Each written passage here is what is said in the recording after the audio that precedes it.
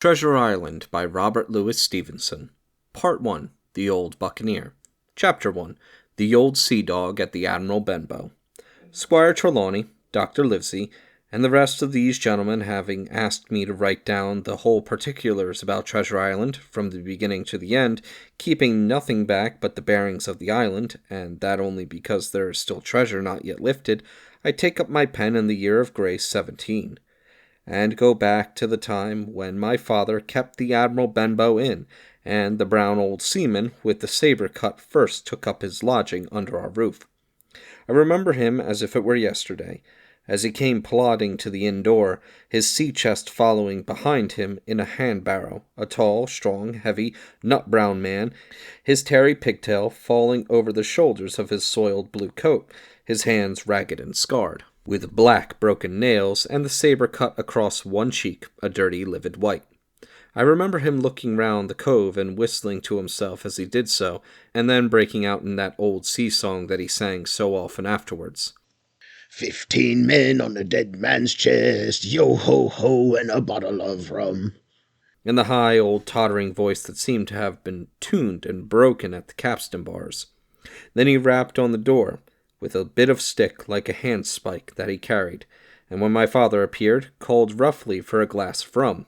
This, when it was brought to him, he drank slowly, like a connoisseur, lingering on the taste, and still looking about him at the cliffs and up at our signboard. "This is a handy cove," says he at length, "and a pleasant situated grog shop. Much company, mate." My father told him no, very little company. The more was the pity. "Well then," said he, "this is the berth for me. Here you, matey," he cried to the man who trundled the barrow. "Bring up alongside and help with my chests. I'll stay here a bit," he continued.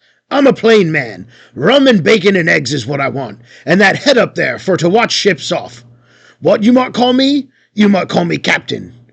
Oh, I see where you're at there." And he threw down 3 or 4 gold pieces on the threshold. "You could tell me when I've worked through that," says he, looking as fierce as a commander. And indeed, bad as his clothes were, and coarsely as he spoke, he had none of the appearance of a man who sailed before the mast, but seemed like a mate or skipper, accustomed to be obeyed or to strike. The man who came with the barrow told us the mail had sent him down the morning before at the Royal George, that he had inquired what inns there were along the coast, and hearing ours well spoke of, I suppose, and described as lonely, had chosen it from the others for his place of residence, and that was all we could learn of our guest. He was a very silent man by custom. All day he hung round the cove, or upon the cliffs, with a brass telescope. All evening he sat in the corner of the parlour, next the fire, and drank rum and water very strong. Mostly he would not speak when spoken to, only look up sudden and fierce, and blow through his nose like a foghorn. And we and the people who came about our house soon learned to let him be. Every day when he came back from his stroll, he would ask if any seafaring men had gone by along the road. At first we thought it was the want of company of his own kind that made him ask this question, but at last we began to see he was desirous to avoid them. Would a seaman put up at the Admiral Benbow? And now and then some did, making by the coast road for Bristol.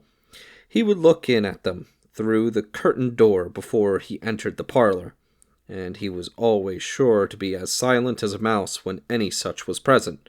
For me, at least, there was no secret about the matter, for I was, in a way, a sharer in his alarms. He had taken me aside one day and promised me a silver 4-penny on the 1st of every month if I would only keep my "Whether I open a seafaring man with one leg," and let him know the moment he appeared. Often enough, when the 1st of the month came round, and I applied to him for my wage, he would only blow through his nose at me, and stare me down, but before the week was out he was sure to think better of it, bring me my 4-penny piece, and repeat his orders to look out for the seafaring man with one leg. How that personage haunted my dreams I need scarcely tell you. On stormy nights when the wind shook the 4 corners of the house, and the surf roared along the cove and up the cliffs, I would see him in 1,000 forms and with 1,000 diabolical expressions. Now the leg would be cut off at the knee, now at the hip. Now he was a monstrous kind of creature who had never had but the one leg, and that in the middle of his body. To see him leap and run and pursue me over hedge and ditch was the worst of nightmares, and altogether I paid pretty dear for my monthly 4-penny piece in the shape of these abominable fancies. But though I was so terrified by the idea of a seafaring man with one leg, I was far less afraid of the captain himself than anybody else who knew him. There were nights when he took a deal more rum and water than his head would carry, and then he would sometimes sit and sing his wicked old wild sea songs, minding nobody, but sometimes he would call for glasses round, and force all the trembling company to listen to his stories or bear a chorus to his singing. Often I've heard the house shaking with "Yo-ho-ho and a bottle of rum," all the neighbors joining in for dear life, with the fear of death upon them, and each singing louder than the other to avoid remark. For in these fits he was the most overriding companion ever known. He would slap his hand on the table for silence all round. He would fly up in a passion of anger at a question, or sometimes because none was put, and so he judged the company was not following his story. Nor would he allow anyone to leave the inn till he had drunk himself sleepy and reeled off to bed.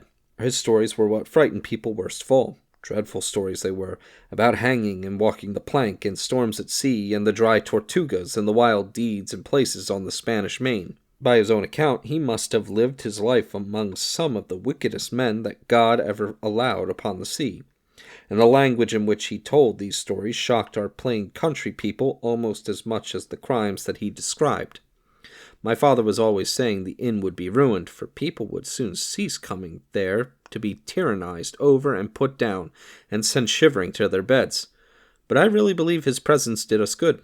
People were frightened at the time, but on looking back they rather liked it.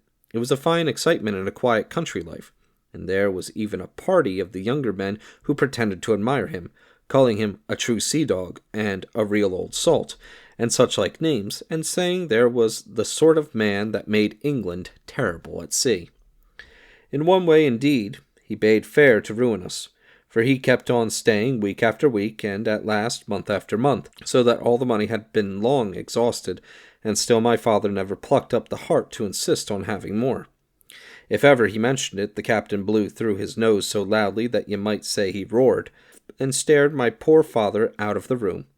I have seen him wringing his hands after such a rebuff, and I am sure the annoyance and the terror he lived in must have greatly hastened his early and unhappy death. All the time he lived with us, the captain made no change whatever in his dress, but to buy some stockings from a hawker.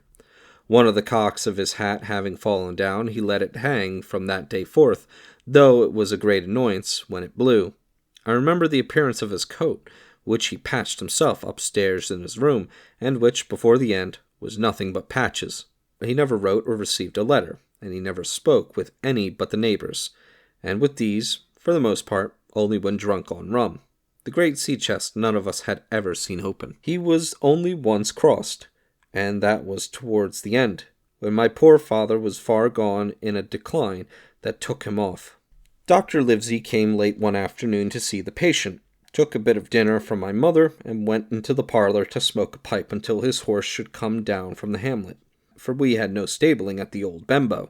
I followed him in, and I remember observing the contrast, the neat, bright doctor, with his powder as white as snow, and his bright black eyes and pleasant manners, made with the coltish country folk, and above all, with that filthy, heavy, bleared scarecrow of a pirate of ours, sitting, far gone in rum, with hands on the table. Suddenly he, the captain that is, began to pipe up his eternal song. 15 men on the dead man's chest, yo-ho-ho, and a bottle of rum.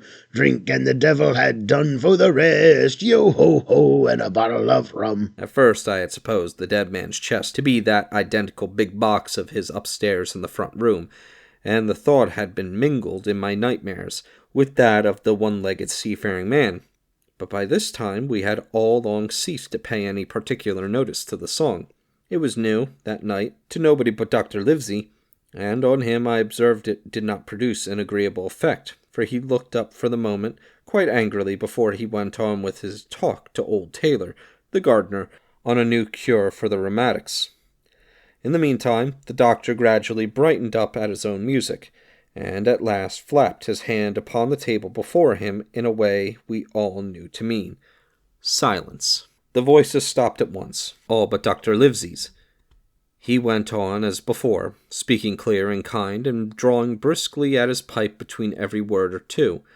The captain glared at him for a while, flapped his hand again, glared still harder, and at last broke out with a villainous low oath. "Silence there, between decks!" "Were you addressing me, sir?" says the doctor, and when the ruffian had told him with another oath that this was so, "I have only one thing to say to you, sir," replies the doctor, "that if you keep on drinking rum, the world will soon be quit of a very dirty scoundrel." The old fellow's fury was awful. He sprang to his feet, drew and opened a sailor's clasp knife, and, balancing it between the palm of his hand, threatened to pin the doctor to the wall. The doctor never so much as moved. He spoke to him, as before, over his shoulder, and in the same tone of voice rather high, so that all the room might hear, but perfectly calm and steady. "If you do not put that knife, this instant, in your pocket, I promise, upon my honor, you shall hang at the next assizes." Then followed a battle of looks between them, but the captain soon knuckled under, put up his weapon, and resumed his seat, grumbling like a beaten dog. "And now, sir," continued the doctor, "since I know there is such a fellow in my district, you may count I'll have an eye upon you day and night. I'm not a doctor only, I'm a magistrate, and if I catch a breath of complaint against you, if it's only for a piece of incivility like tonight's, I'll take effectual means to have you hunted down and routed of this. Let that suffice." Soon after, Dr. Livesey's horse came to the door, and he rode away, but the captain held his peace that evening, and many evenings to come.